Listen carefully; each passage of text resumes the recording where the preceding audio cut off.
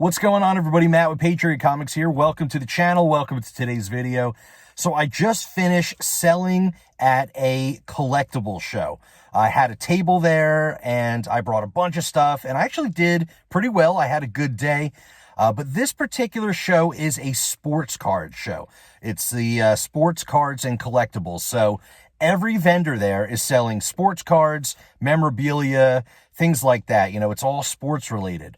But myself and one other vendor are the only people there selling non-sport items. So, of course, I have lots of comic books, and I also was selling Pokemon cards and some other random, like, vintage pop culture memorabilia and toys and things like that. So I bring my stuff, which I'm totally different than every other vendor there, which is kind of interesting. It kind of gives me the upper hand, which is nice because I have no competition. You know, everyone's selling sports stuff, but I'm selling non-sports, which is kind of cool. You know, there are people coming in for sports cards, but they also may be a comic book collector or a Pokemon card collector. Or I had a lot of adults come in for their sports cards, but they had their kids with them, and their kids love the Pokemon stuff. So I actually did really well selling Pokemon cards. I sold a lot. And I sold some of the little vintage toy things, and I did sell a handful of comics as well. I had 2 long boxes full of books that I priced at 5 for $1, 20 cents a piece for comics, which I've never seen a vendor sell comics for 20 cents each, you know, at a show before. So those were pretty popular. I had people grabbing big handfuls, which was nice. It's a lot of filler stuff that I need to unload so I can make room for more stuff. So I was happy to just get rid of it. I probably paid around 20 cents, maybe even 25 cents for some of those books or more, but they were just stuff that wasn't selling at, you know, $1 or even 50 cents. So I priced them extremely low, hoping just to unload it, give some people some deals, and make room for more stuff for my collection and for me to bring to the next sale. So this is a sports cards and collectible show. And like I said, I'm the only non-sport card guy. There is one other vendor who sets up next to me that sells half sports cards and half Pokemon cards. So, you know, really, he's a cool guy, a good friend of mine, and you know, he's not really competition. So there's really no competition at this show. I'm the only guy with comic books, which is awesome. So I had a lot of people come in and were surprised that they found comics, and I ended up selling, you know, a handful of books to them. The vintage toys and pop culture memorabilia and all that kind of stuff, that did well. And the Pokemon cards with the kids did really, really well. So that was a lot of fun. So one cool thing about setting up at these shows, these small conventions, people come in looking to sell as well. So if you've seen a video maybe a few weeks ago or a month ago, I set up at this show and a young guy came in and had a big box of comics he was looking to sell, and I ended up buying them from him for a pretty good price for me and for him. And I pulled a couple like minor keys and like one nice key out of there. So that was a really cool purchase. So setting up at these booths and kind of putting yourself out there gives, you know, the incentive for people to come up to you and ask if you want to buy what they're selling. So this time I did have one guy come up to me and he said he had some comic books and some trading cards and wanted me to take a look. So I looked through. His comic books weren't comic books. They were Wizard magazines, which are interesting and they're kind of cool. I ended up grabbing those from him, a couple of them. I think there was like 4, maybe 5 magazines still in the poly bags. We'll take a look at those in just a minute. And he said he was happy to get $1 a piece for them. So I was happy to pay $1 a piece. And then he had a binder full of like Marvel trading cards. They were cool, but he was under the impression that they were worth so much money.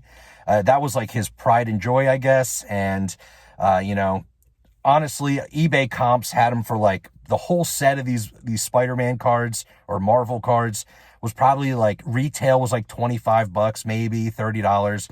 And he said, oh, this one card is worth, you know, $600 graded in a, you know, a Gem 10 or something. But I really wasn't interested in it at at top dollar. So I passed on the cards, but I did grab some Wizard magazines. They were kind of cool. So let's take a look at some of the footage from the show. I'll show you my booth and how I set everything up. We'll take a look at what I purchased from the one guy at the show, and we'll talk a little bit more. So let's go. All right, so here's my table at this little convention. As you see, I brought a couple long boxes, a couple short boxes, lots of comic books. And as you see here on the right, I'm selling books for $1, 20 cents a piece, which I've never seen anyone sell comics for 20 cents each. And there's some decent titles in here. I mean, it's pretty much all filler. You're not going to find any minor keys or major keys in here. But for 20 cents a book, people were going crazy. I sold at least 100 books. So I made plenty of room to add more books for my next sale. Also, I have a lot of these Pokemon cards, some of the better ones on display here on this little display rack, and I got a bunch in these boxes. They're all priced. I have some PSA graded cards, some of these elite trainer boxes and booster boxes and stuff. And then here is a short box of a bunch of like DC and independent stuff. A couple better books, like this DC variant, pretty cool. Some Batman versus Spawn, some old Action Comics. Most of these books in this box are DC and a little bit of independent as well. And they're all just priced books, but I have everything priced really low because I'm just looking to move this stuff. Here we have a bunch of Marvel, lots of Spider-Man, some little bit of The Boys mixed in there, some Hulk, some Moon Knight, Punisher, Thor, X-Men. I mean, all different stuff. And like I said, I try to price everything very fair, under, fair market value. Here's some more just random priced books: Silver Surfer, Iron Man, Fantastic Four. And then here's some keys. First, Madame Xanadu, some older Uncanny X-Men. We got the second appearance of Man-Thing in that Kazar, and then the third appearance and first cover appearance of Man-Thing. We got little black suit Spidey. We got Swamp Thing #2. Some TMNT, some Werewolf by Night, some of these G.I. Joe keys, some Spawn, some Spider-Man, Transformers, Venom. I mean, there's a lot of stuff. I brought, a bunch of stuff, as much as I could fit on my little table. This was the beginning of the day. Here you see the guy next to me is selling Pokemon cards, and then everyone else here is selling sports cards. So like I said, I'm the only one selling comics, and me and the guy next to me are the only ones selling non-sports cards. Not too bad. I had a lot of fun.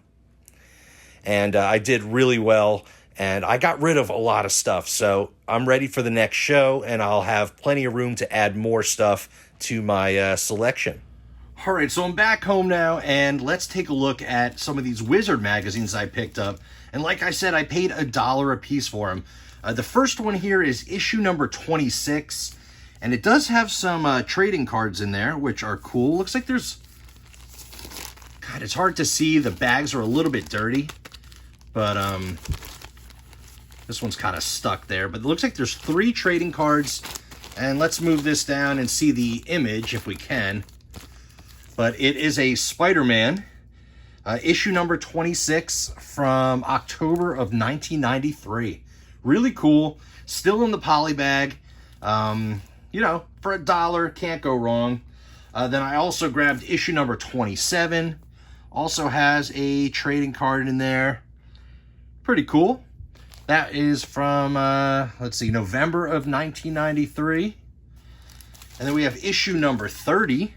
A little Beavis and Butthead action here. Pretty cool. Looks like it's like a fold-out cover. Some bunch of trading cards in there as well. Beavis and Butthead and Grendel. Pretty awesome. That's issue number 30. And that's from February of 1994. And we have issue 31. Really cool Lobo cover. And this is from, let's see, where does it say? I don't see the date on that one. Oh, here it is. March of 1994. Cool Lobo one. And then this one's a little bit later. This is issue number 95 with Cartman. Looks like there's like a Pokemon thing in there. And this one's actually open. So let's take a little look, see what's in here without damaging the book too much. All right, there's no cards, but there is like a, you know, a mail-in thing. It says there's a Avengers #0 free comic inside. So we got a little thing about the Undertaker. That's pretty cool. I wonder if the Avengers comic has been removed. But these Wizard magazines are so cool. I always used to like them back in the day. You know, seeing like new toys that were coming out, checking out all the new comics, you know, different interesting things. Looks like there was supposed to be an Avengers comic in here. And I believe that it is no longer in there, unfortunately. But, you know, for $1 a piece, a couple cool Wizard magazines. 3 of them are sealed, 1 of them wasn't. But I'm excited and happy to add those to my collection. I don't really have many Wizard magazines. I had a whole bunch, you know, back in the day when I was younger, but who knows where they went. So that's pretty much the only thing that I purchased at the convention, at the little show. As you saw in the footage, I had a lot of stuff up for sale, and I ended up selling quite a bit. I sold, I don't know, maybe 50%, 60% of all the Pokemon cards that I brought, so that was really good. I sold a lot of stuff. I sold a handful of comics, especially the, you know, the 20-cent comics. You know, people were really excited about that. And I sold a couple other priced books as well. A couple $2, $3, $4 books. I sold maybe like an $8 or $10 book as well. So really happy with these little shows that I'm going to. They're very close to where I live. Only about like 20 minutes from where I live. And it's at like a small Elks Lodge. And you know, it's only $40 to get a booth there. So that's pretty inexpensive compared to most conventions. And, you know, and like I said before, I'm the only one selling comics. And, you know, the stuff that I bring, I'm the only one there doing that. So I kind of have the monopoly of comic books and pop culture items.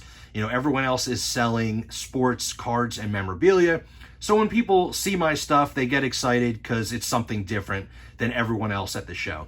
So that's pretty much it for today's video. I hope you enjoyed checking out, you know, the booth that I had up with all my stuff up for sale. I got some cool Wizard magazines, and, you know, we got to talk a little bit about what I do and how I do it. So that's the video for today. I hope you enjoyed it. Smash that like button if you enjoyed what you saw. Subscribe to the channel if you want to see more content just like this, and ring the notification bell so you can see when I upload my next video. And as always, folks, I'll see you on the next one.